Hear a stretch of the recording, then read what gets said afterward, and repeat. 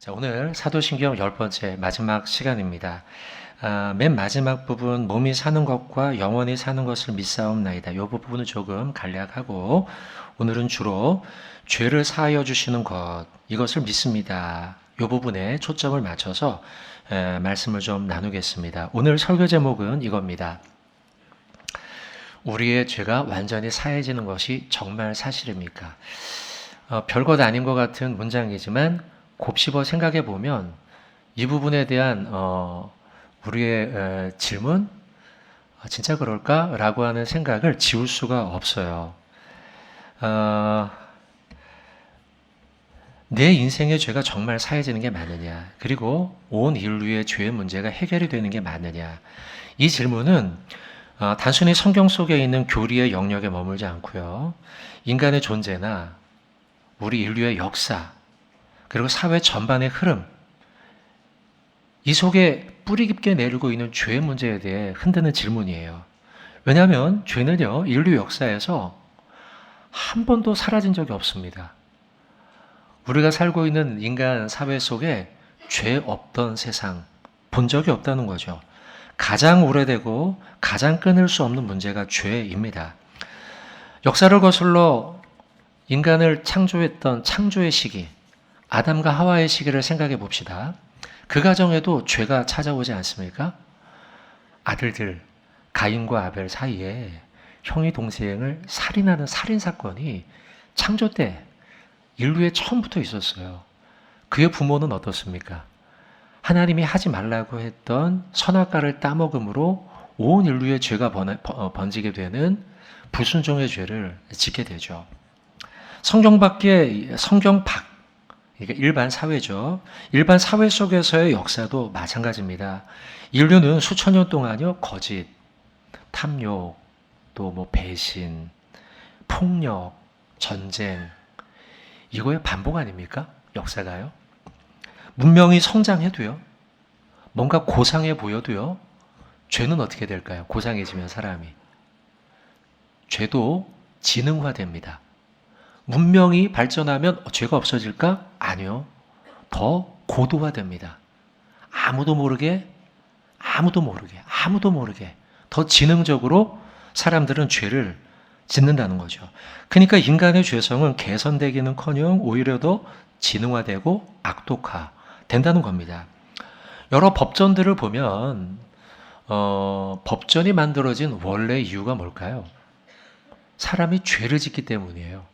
결국 법전의 기본은, 법문항, 법조항들의 기본은 인간들이 죄를 많이 지어서 죄 짓지 못하게 해야지 라고 하는 게 기본이라는 겁니다. 그래서 인류는요, 죄를 해결하기 위해서, 이 죄를 덮기 위해서 끊임없는 시도들을 해요. 범죄 저질러 놓고 들키지 않기 위해서 완전 범죄, 증거인멸, 이런 거 하죠.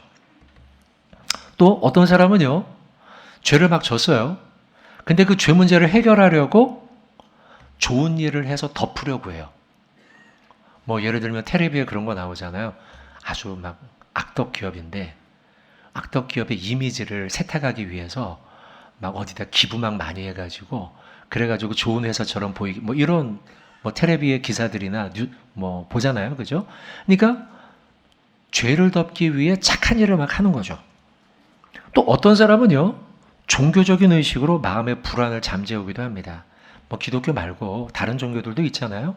그런 곳들을 찾아다니며 죄의 문제를 해결하려고 한다는 거죠. 어떤 사람들은 자기 합리화와 책임 전가로 이 죄의 문제를 해결하려고 해요. 여러분, 결국 이런 모든 죄에 대한 해결을 찾기, 왜 죄가 생겼고 이 죄를 해결하기 위해서 뭘 해야 되고, 이런 문제, 이런 시도들, 이것들은 모두 결국은 죄의 뿌리를 뽑지 못해요. 죄를 더 깊은 곳으로 밀어놓고 은밀하게 죄를 덮으려고만 하는 거죠. 성경은요, 죄의 문제에 대해서 명확하게 얘기합니다. 성경은 죄를 단순히 행동의 문제가 아닌 존재의 문제라고 이야기하는데, 자, 루이스 폴코프가 이렇게 기록한 내용이 있어요. 한번 읽어보죠. 시작. 죄는 하나님의 율법에 대한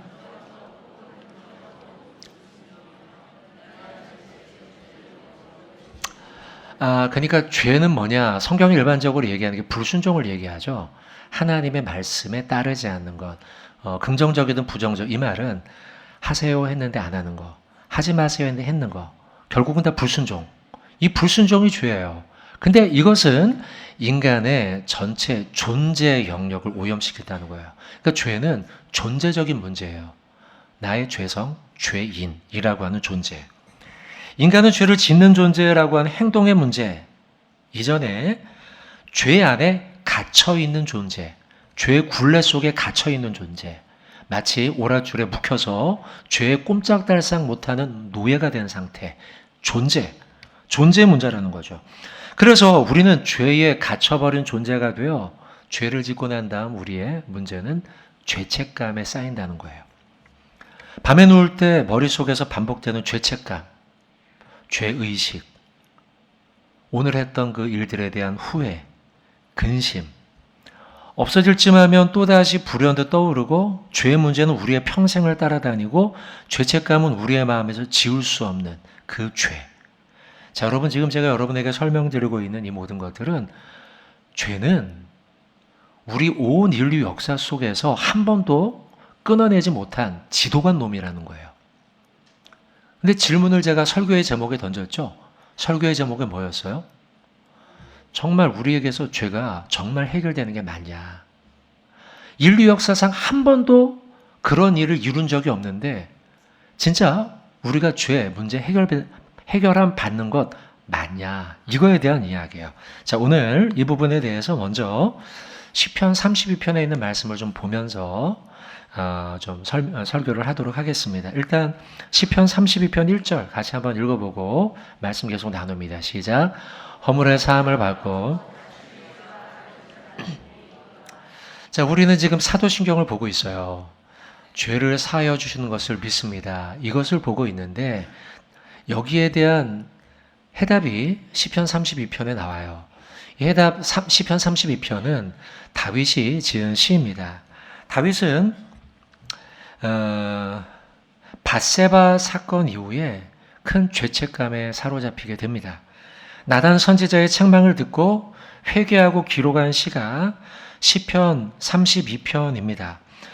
그래서 이 시편 32편은 단순하게 감사와 찬양을 하는 시가 아니라 죄로 인해 무너진 한 인간 다윗이 죄사함의 복을 경험하고 고백한 시예요. 그래서 이 시편을 살펴보는 것은 우리의 죄 문제에 대해서 해답을 얻는 도움이 돼요. 다윗의 죄는요, 단순한 개인적인 실수가 아닙니다.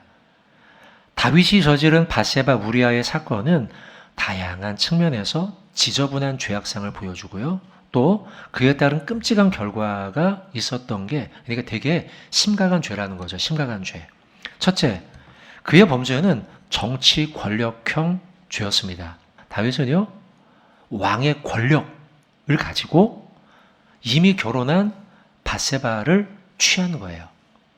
지금도 권력자들의 권력 대단하지 않습니까? 근데 시편이 쓰여졌던 그리고 사무엘 상하가 쓰여졌던 다윗의 시대 때 왕의 권력 말할 거 없습니다. 그의 권력으로 안 될 일이 없죠. 그래서 그 여인을 데려오라고 시킨 거예요. 결론적으로 말하면 다윗의 죄는요, 하나님이 주신 공적 권력을 가지고 사적 욕망을 채우는 지저분한 죄예요. 두 번째, 그의 죄는 의도적인 죄죠. 잘 아실 겁니다, 여러분. 의도적으로 한 거예요. 물론 처음에는 이렇게 옥상에 올라갔다가 목욕하는 저쪽의 여인을 우연히 봤죠. 그러나 나중에 우리아를 죽일 때는 어떻게 죽였어요? 전쟁터에 내보내잖아요.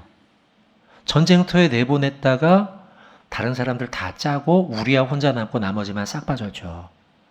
의도해서 그를 죽인 거예요. 또한 가정적인 죄이기도 합니다. 우리아가 얼마나 충성된 신하인가 잘 나오고 있죠, 성경에요. 집에도 돌아가지 않고 다윗의 곁을 지켰어요. 그리고 그의 가정이 문제가 있던 가정이라는 성경 속의 기록은 없습니다. 정상적 가정이었어요. 그런데 다윗의 욕망은 우리아를 죽임으로써 그 부부가 깨지고 그리고 그 여인을 데려옴으로써 완전히 가정이 파탄이 나죠. 성경에 기록되어 있지는 않지만 우리가 충분히 짐작할 수 있어요. 밧세바의 마음 어땠을까요? 왕의 아내가 돼서 너무 좋아. 막 이럴까요? 여러분 같으면 그러겠습니까? 아니죠. 그런 생각이 들지도 모르지만 마음속 깊은 곳에는 내 남편이 죽었어. 얼마나 우울했을까 우리가 충분히 짐작이 되죠. 나중에는 물론 회복됐을지 모르지만 적어도 그 순간만큼은 밧세바는 큰 수렁에 빠졌을 거예요. 그뿐입니까? 자녀에게까지 다윗의 죄 결과와 영향력이 미칩니다. 다윗과 밧세바가 낳은 자녀가 어떻게 됩니까? 죽잖아요. 죽지 않기 위해서 밤새도록 막 울부짖어 기도했지만 결국 죽죠.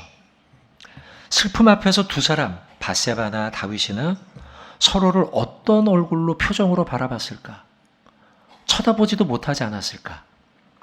죄의 결과가 얼마나 깊이 개인, 관계, 가정, 공동체, 파괴를 불러오는지 이 시편 32편의 배경은 우리에게 잘 알려주고 있어요. 이런 죄악은요, 다윗의 마음을 매우 괴롭혔을 겁니다.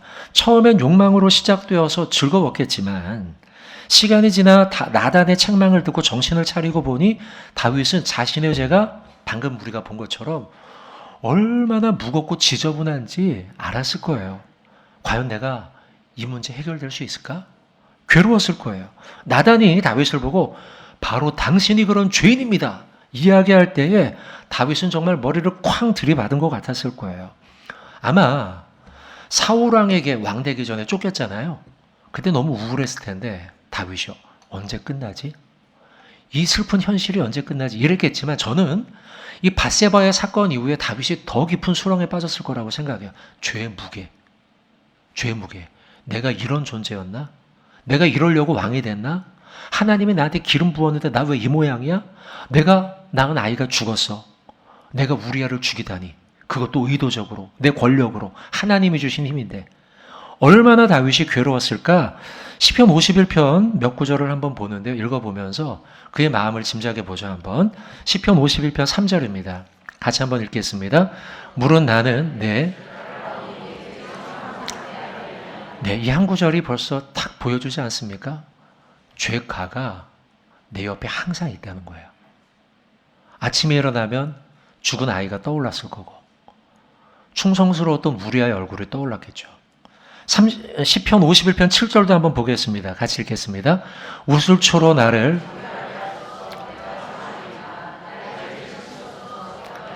찬양시기도 하지만 이게 기도문인데요.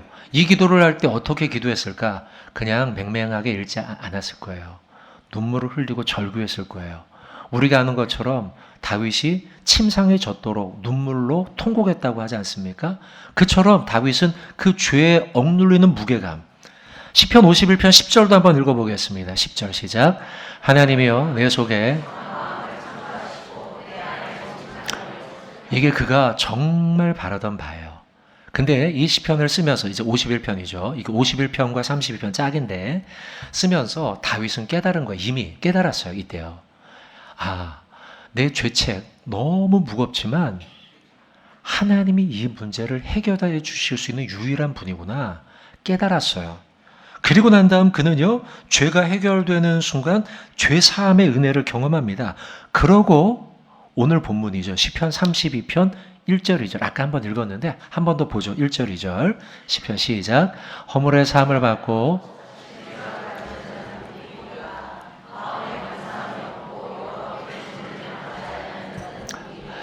여기에 답이 있습니다. 다윗이 깨달은 거예요. 이게요. 자기의 죄 문제가 너무 크고 심각한데 이것으로 인해 자기는 너무 막 힘들고 어려운데 근데 죄 사함의 원리를 깨달은 거예요. 여기 특별히 죄가 가려진 자는 복이 있도다. 이 표현이 특별합니다. 가려지다는 거예요. 죄가 가려져요. 자, 여러분 여기 컵이 있어요. 컵이 있습니다. 컵을 가려요. 이걸로. 컵이 보입니까? 안 보이죠? 컵이 없습니까? 있습니까? 있어요. 이게 가려졌다는 거죠. 다윗이 저지른 죄가 없어졌습니까? 여전히 있습니까? 있어요. 근데 왜 그가 죄인이 안 돼요? 그가 왜 자유함을 누려요? 가렸기 때문이에요. 누가 가렸을까요? 하나님의 은혜와 은총이죠. 이게 중요한 성경이 말하는 죄 사함의 원리예요. 앞절에 나와 있는 1절 앞부분에 나와 있는 허물의 사함을 받다라는 표현도 동일합니다. 내가 죄 문제를 스스로 한 게 아니라 사함을 받은 거예요.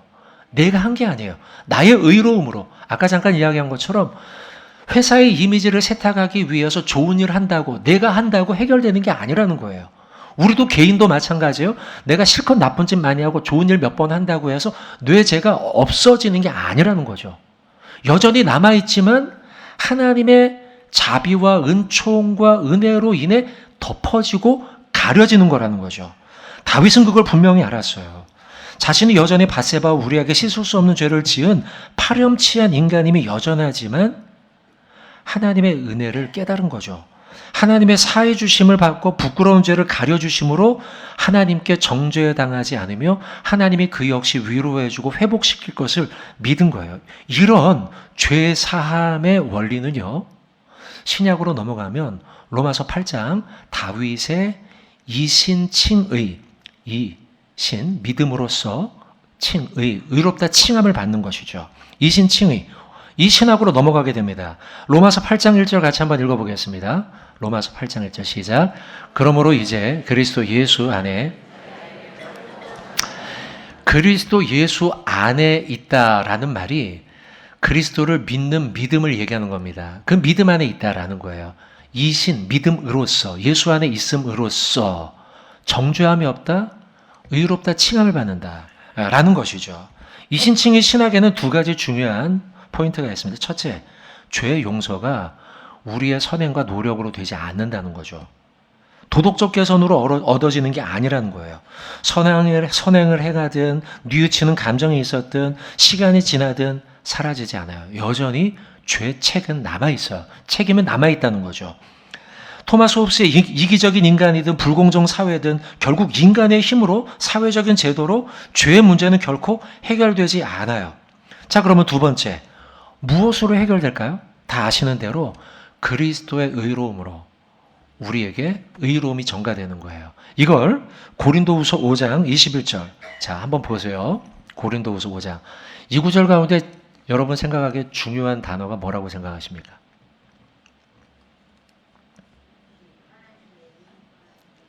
여러 개 말고 한 단어로. 한 단어만 골라보십시오. 또 대신하여. 저는 두 가지 다 중요하다 보는데 저는 여기서 대신하여라는 단어를 보고 있어요. 여러분, 대신한 겁니다. 하나님이 죄를 알지도 못하신 이 누굽니까?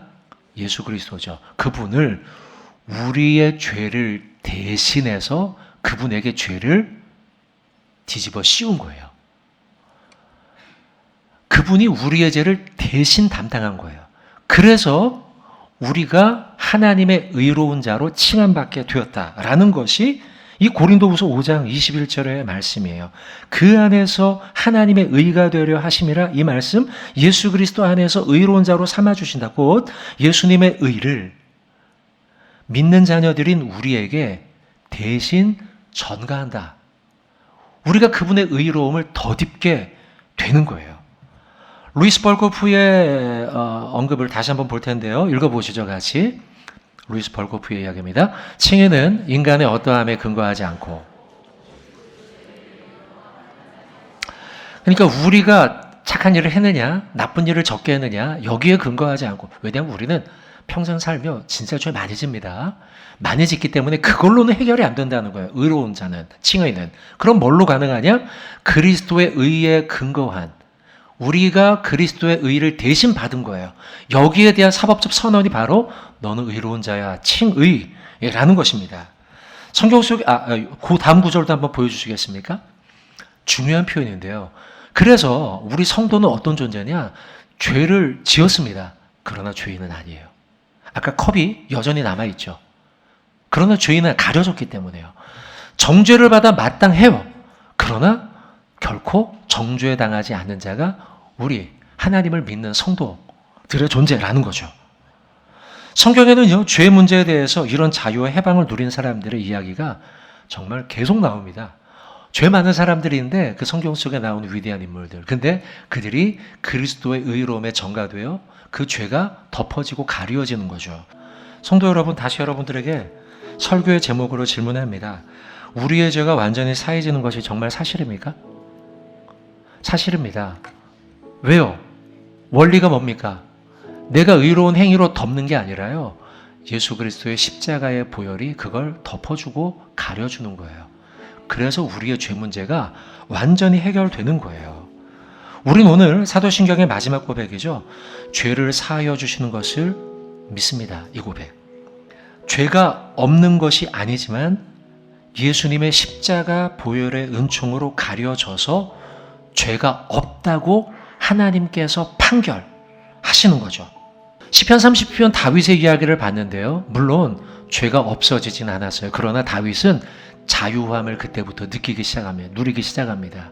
물론 그 사람에 대한 미안한 마음이나 그 가정에 대한 미안한 마음, 자녀, 죽은 자녀에 대한 미안한 마음, 우리아에 대한 그 마음이 없어지는 것은 아니죠. 여러분 것도 잘 하셔야 됩니다. 나 자유해서 그러고서 나쁜 짓 한 상대한테 괜찮아? 이렇게 하면 안 된다는 거예요. 미안한 마음이 어찌 없겠습니까? 그러나 하나님 앞에서의 영원한 판결에 있어서 우리는 자유를, 또 그 죄 책감에서 우리는 자유를, 하나님이 그 문제를 해결하심에 대한 믿음을 갖게 되는 것이죠. 사실 현대를 살아가는 우리들에게 죄의 유혹과 죄의 무게감, 그것이 얼마나 무겁습니까? 현대사회는 기술을 발전했을지 모르지만 죄의 본질은 옛날이나 지금이나 전혀 바뀌지 않았어요. 개인과 사회 속에, 역사 속에 반복되는 죄의 문제, 역사의 기록, 역사책은 그러고 보면 죄의 반복 기록이라는 거죠. 인류는 죄를 끊고 싶지만 끊을 수 없는 게 인류의 역사예요. 끊임없이 반복돼요. 이런 현실 속에서 우리는 사도신경을 고백하는 거예요. 죄를 사하여 주시는 것을 나는 믿습니다. 왜 가능해요? 나의 선행이 아니라 죄의 문제를 해결하신 예수의 십자가가 있기 때문이에요. 우리는 이 믿음을 고백하면서 나는 죄를 사하여 주시는 것을 믿습니다. 사도신경의 고백을 하는 것이죠. 성도 여러분, 정말 우리는 죄를 안 짓는 의인이어서가 아니라 여전히 죄를 짓는 죄인이지만 예수님의 십자가를 믿는 믿음으로 말미암아 우리의 죄가 가려지기 때문에 우리가 설교 제목에서 우리에게 도전하는 바처럼 정말 죄의 문제가 해결되는 거예요. 글자를 한 번 더, 아까 봤던 글자인데 한 번 더 보여주시면요. 우리는 죄를 지었으나 죄인이 아닌 자, 이게 성도예요. 정죄받아 마땅하나 결코 정죄당하지 않는 자. 다윗의 말씀을 받고 베드로와 바울의 이야기를 보았습니다. 이들은 모두 죄에서의 자유함을 깨달은 성도들입니다. 그들이라고 죄가 없어서가 아니라 여전히 죄가 있지만 예수의 십자가가 죄를 가려주고 우리를 의롭다 하시는 그 진리를 그들은 깨달은 거죠. 그러면 그들은 어떻게 살아갔을까요? 단순하게 죄 짓지 말자가 아니라 하나님께서 나의 죄를 사하심을 믿는 믿음을 붙드는 삶을 살아가는 거죠. 그러면 우리는 선한 일을 안 합니까? 아니요. 그 믿음 때문에 우리는 성화를 선택하며 거룩한 삶을 선택하며 죄를 멀리하는 것이에요. 원리가 그렇습니다, 여러분. 단순하게 나는 좋은 일을 해야지가 아니라 나의 죄를 사해 주시는 하나님을 믿는 믿음, 그 믿음을 붙들며 그 믿음을 붙들기 때문에 선한 일을, 거룩을, 성화를 이루어가는 것이 우리의 삶이에요. 그리고 우리 모두는 그런 삶을 추구할 때 이렇게 고백해요. 바울처럼 나된 것은 오로지 하나님의 은혜입니다. 이 고백을 한 거죠. 그러면 어떻게 되겠습니까? 좋은 일을 했다고 교만해지지 않고 하나님께 영광 올려드리는 삶을 살게 되는 줄로 믿습니다.